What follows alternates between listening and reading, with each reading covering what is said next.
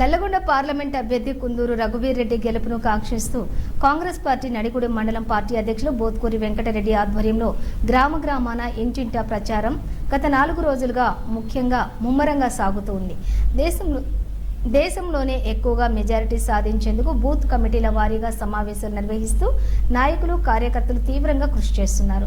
నడిగూడెం మండలం శ్రీరంగపురం, రామాపురం, ఈకేపేట, సిరిపురం, రత్నవరం, నడిగూడెం గ్రామాల్లోని ఇంటింటా ప్రచారం నిర్వహిస్తున్నారు.